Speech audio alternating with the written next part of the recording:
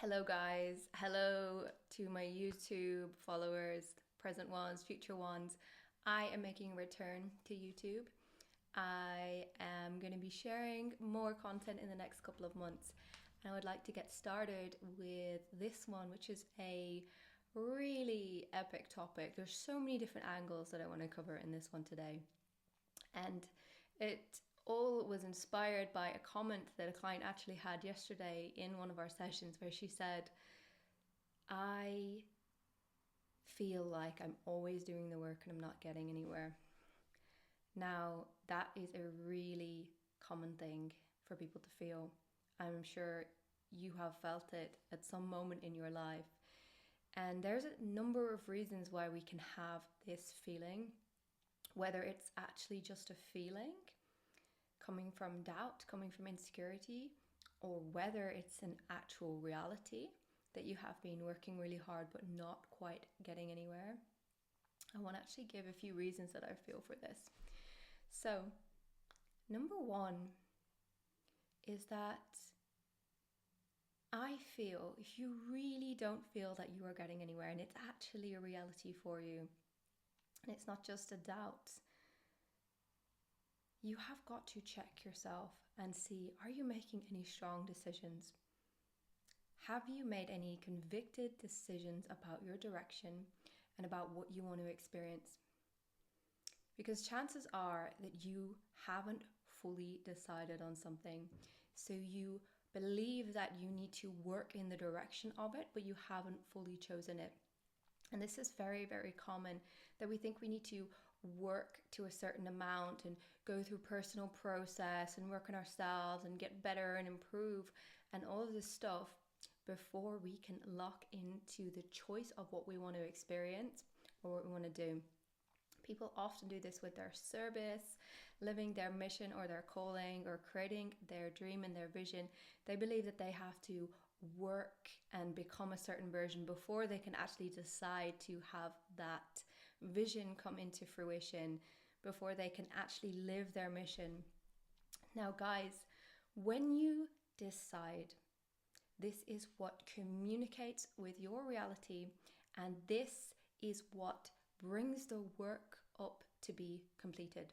So when you choose something very deeply, very firmly, I'm here to live my mission, I'm choosing to express this next threshold, whatever it is, whatever change it is, when you deeply choose that and you communicate a sense of conviction in that, then this is a magnet that brings to you all that is not harmonious with that and needs to be alchemized and purified and transformed and let go of. That is what finishes the work, at least in that version and that expression of yourself. But that work will not get finished until you make the decision. So the decision point is really, really important.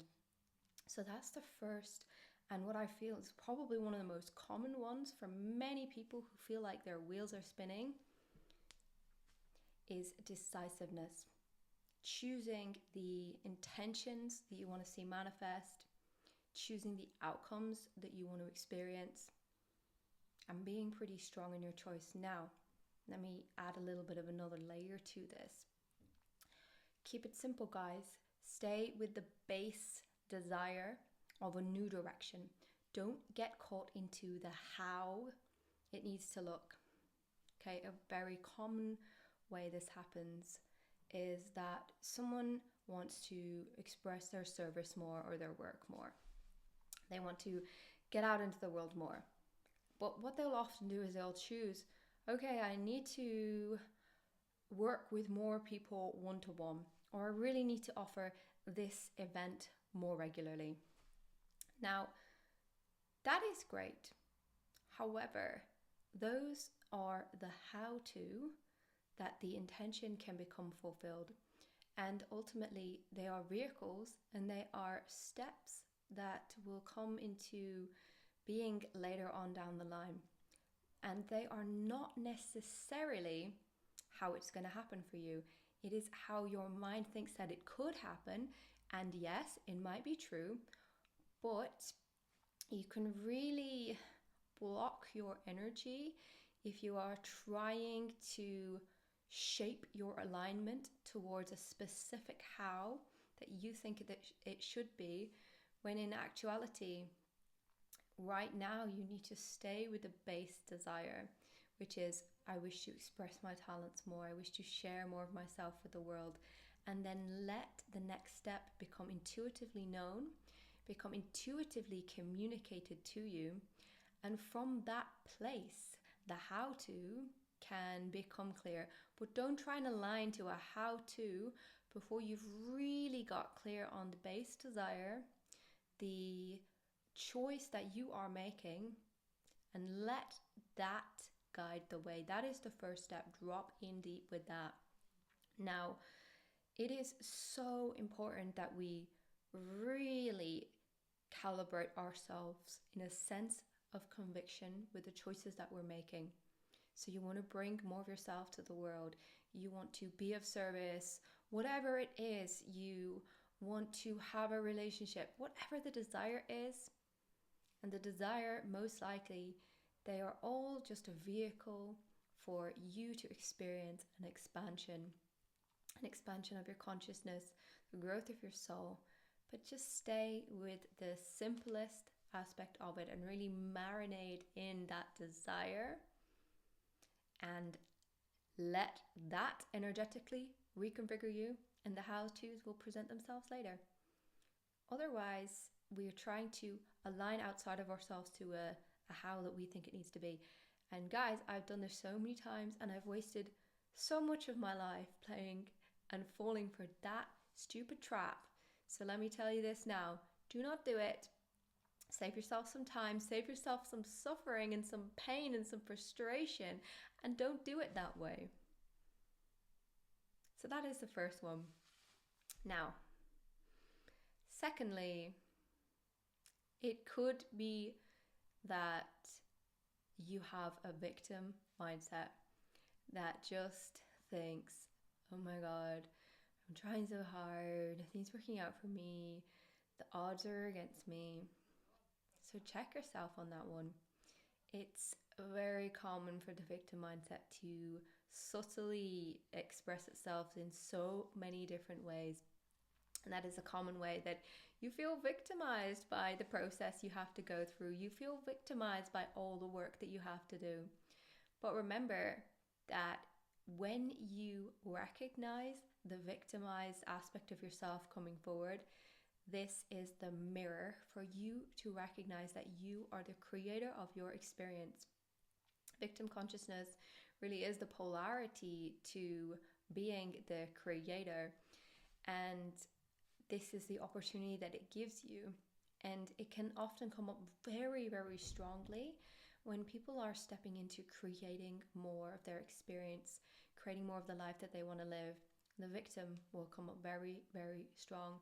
And the reason it comes up is not because you're a victim. There are no victims really on an ultimate level. Just choices that we make to experience the things that we need to experience to have the mirror for us to know ourselves as the creator. But what happens when you're stepping into this greater creator role is that you will generate experiences where you do feel like a victim. And this is the purging of that mindset. So little choices, subtle choices. If you do feel victimized by things, try not to feed that story. Try not to feed it. And again, decide what you want to experience. Decide. Let it be a mirror, okay? Don't be caught up trying to fix that thing. Let it be a mirror to instruct you as to where you need to have your focus. And focus there. Align your energy in that direction. Okay? Now, another reason is that we're actually afraid of what we want. And on some level, we're avoiding it, and we're actually procrastinating and trying to delay it. And this happens because our mind recognizes that when we line up with our potential and the desire that we wish to experience, the mind is going to meet its demise, or that part of your mind anyways.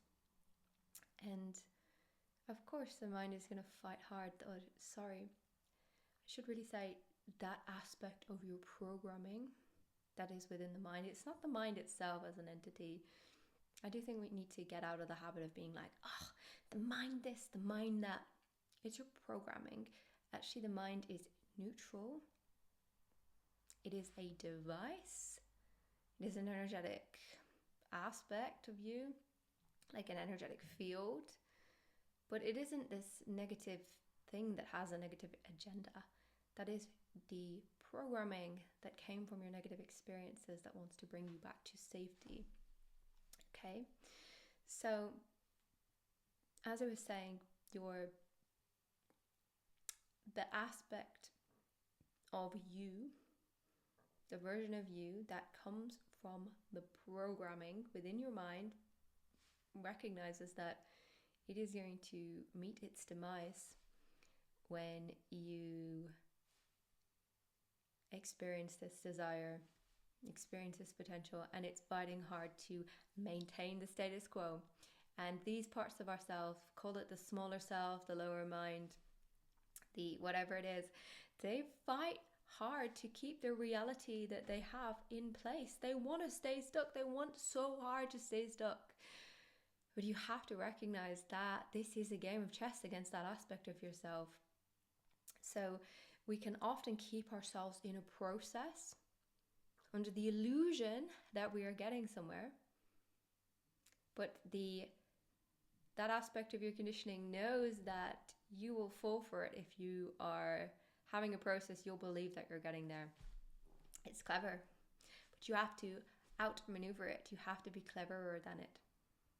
So again, what are you choosing? You don't need to process your way there. You just need to choose and allow the process to happen around that.